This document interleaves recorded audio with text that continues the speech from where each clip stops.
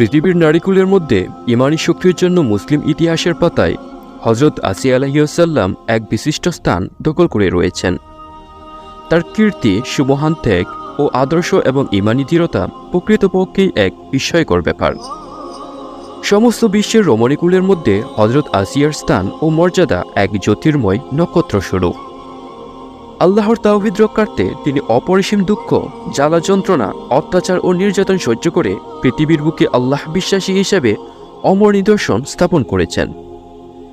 এ মহিয়সী নারী শত অত্যাচার ও নির্যাতন সহ্য করে নিজের সত্তাকে এক ও অদ্বিতীয় আল্লাহর সন্তুষ্টির আশায় নিজেকে তিলে তিলে বিলীন করে দিয়েছিলেন।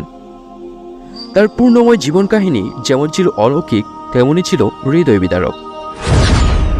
হজরত ঈসা আলাইহিসসালামের জন্মের 1363 বছর পূর্বে আব্বাস শহরে বনি ইসরায়েল বংশে হজরত আসিয়া আলাইহিসসালামের জন্ম হয়েছিল।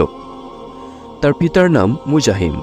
তিনি ছিলেন বনি ইসরায়েল বংশের একজন সম্ভ্রান্ত ও ধনী, বিদ্বান এবং সর্বোপরি অতিশয় ধর্মপরায়ণ একজন ব্যক্তি।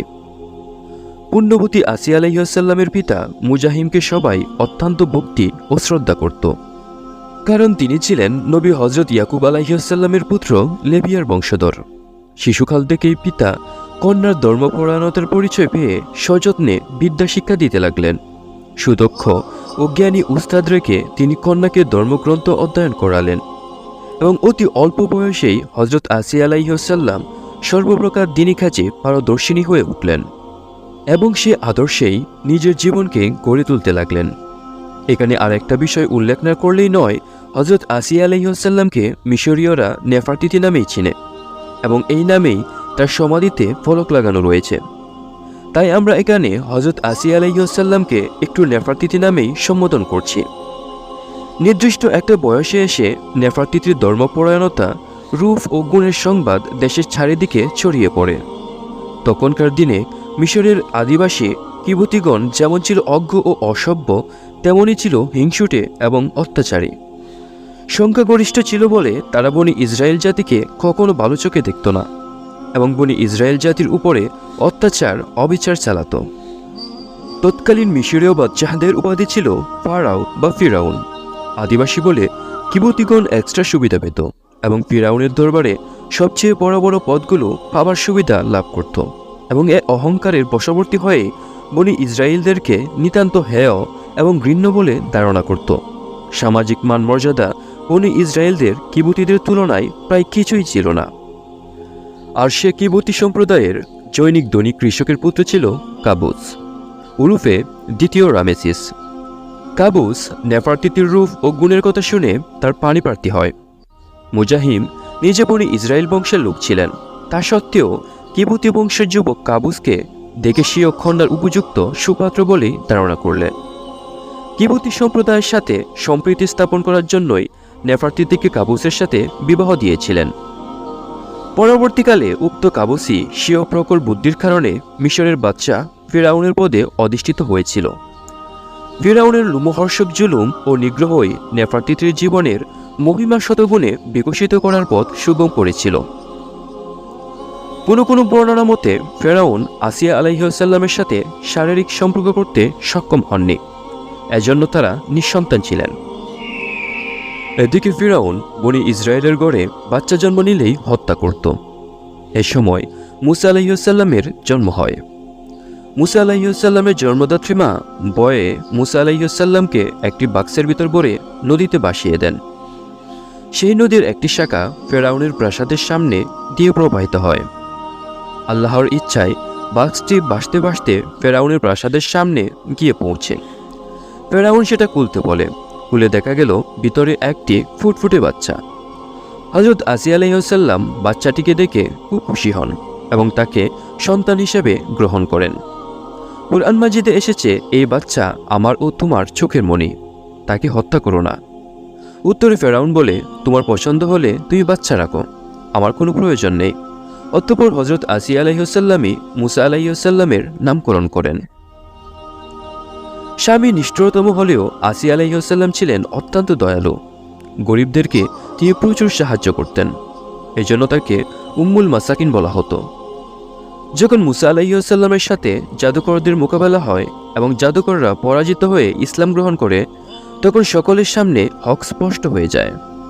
সে সময় হযরত আসিয়া আলাইহিস সালামও ইসলাম গ্রহণ করেন। প্রথম দিকে তিনি গোপনে ইসলাম পালন করতেন। তার স্বামী ফেরাউন ছিল মহাকাফের এবং ইতিহাসের নিষ্ঠুরতম ব্যক্তিদের একজন। সে নিজেকে খোদা দাবি করত। যারা তার প্রভুত্ব অস্বীকার করত তাদেরকে সে হত্যা করত। একসময় হযরত আসিয়া আলাইহিস সালামের ঈমানও ফেরাউনের সামনে প্রকাশিত হয়ে যায়। এ ব্যাপারে ফেরাউন জানতে চাইলে আসিয়া আলাইহিস সালাম অকপটে জানিয়ে দেন যে সে ফেরাউনকে নয়, বরং হযরত মুসা আলাইহিস সালাম ও হারুন আলাইহিস সালামের প্রভুকেই প্রভু মানেন। আসিয়া আলাইহিস সালাম ছিলেন ফেরাউনের সবচাইতে প্রিয় জীবনসঙ্গিনী। সকলের চেয়ে সে বেশি ভালোবাসত তাকেই। তাই ফেরাউন যখন শুনল আসিয়া মুসলমান হয়ে গিয়েছে, তখন তার মাথায় যেন আকাশ ভেঙে পড়ল। শুধু তাই নয়, গোটা মহলে নেমে এলো শোকের ছায়া। ফেরাউন নানা কৌশল অবলম্বন করল আসিয়াকে ফিরিয়ে আনতে। নানাভাবে বোঝালো সে, কিন্তু তার সব চেষ্টা ব্যর্থ হয়। অবশেষে তাকে জেলখানায় বন্দি করা হলো, ক্ষুধা ও তৃষ্ণার কষ্ট দেওয়া হলো। কিন্তু ঈমান এমন এক শক্তি যা আঘাত পেলে কেবল বেড়েই চলে। যত শক্তভাবে আঘাত করা হয় ততই তার শেকড় গভীরে চলে যায়। যত বাধা আসে, যত প্রতিকূলতা আসে, ঈমান তত মজবুত হয়, জ্বলে উঠে সূর্যের মতো দীপ্ত হয়ে। তাই তো এক দুর্বল নারী ক্ষুধার যন্ত্রণা সয়ে নিয়েছে, তৃষ্ণার কষ্ট বরদাস্ত করেছে, বেত্রাঘাতের ফায়সালা মেনে নিয়েছে অনায়াসে। তবু ফেরাউনের অন্যায় আদেশ মানেননি। সবশেষে এলো এক কঠিন নির্দেশ। ফেরাউন বলল, ওকে শুলে চড়াও। পৃথিবীর ইতিহাসে শুলের আবিষ্কারক হলো ফিরাউন। ফাঁসির প্রথাও সেই চালু করেছিল। ফেরাউনের নির্দেশে আসিয়া আলাইহিস সালামকে শুলেতে চড়ানোর প্রস্তুতি শুরু হলো। তুলতুলে নরম হাত, যে হাত কোনো শক্ত তৃণ পর্যন্ত স্পর্শ করেনি, সেই রেশম কোমল হাতে মারা হলো লোহার পেরেক। যে পা কোনোদিন শক্ত ভূমি মারায়নি, সে পায়েও ঢুকানো হলো লৌহ পেরেক। শুধু কি তাই, শুধু এতটুকু কষ্ট দিয়ে পাষণ্ড ফেরাউন ক্ষান্ত হয়নি। সে পুনরায় নির্দেশ দিল, ওর দেহ থেকে চামড়া আলাদা করে দাও, অত্যাচারের মাত্রা বাড়িয়ে দাও। সঙ্গে সঙ্গে সেই নির্দেশও পালন শুরু হলো। প্রিয় দর্শক, সেই নির্মম দৃশ্যটা একটু চিন্তা করে দেখুন তো, কত করুণ, কত নির্মম সেই দৃশ্য, কত নিষ্ঠুর সেই অত্যাচারী ফেরাউন। এই কঠিন অবস্থায় আসিয়া আল্লাহ তাআলার দরবারে দোয়া করল। তার সে দোয়ায় সেদিন আল্লাহর আরশ পর্যন্ত কেঁপে উঠেছিল। আসিয়ার এই দোয়াকে আল্লাহ তাআলা এমনভাবে কবুল করেছিলেন, পরবর্তীতে সেটাকে পবিত্র কুরআনের অংশ বানিয়ে দিয়েছেন। কিয়ামত পর্যন্ত যে উম্মত কুরআন তেলাওয়াত করবে হযরত আসিয়া আলাইহিস সালামের দোয়া, স্মরণ করবে তার হৃদয় বিদারক ঘটনা। আসিয়ার দোয়াটি পবিত্র কুরআনে বর্ণিত হয়েছে এভাবে: আল্লাহ তাআলা ঈমানদারদের জন্য ফেরাউন পত্নীর দৃষ্টান্ত দিয়েছেন।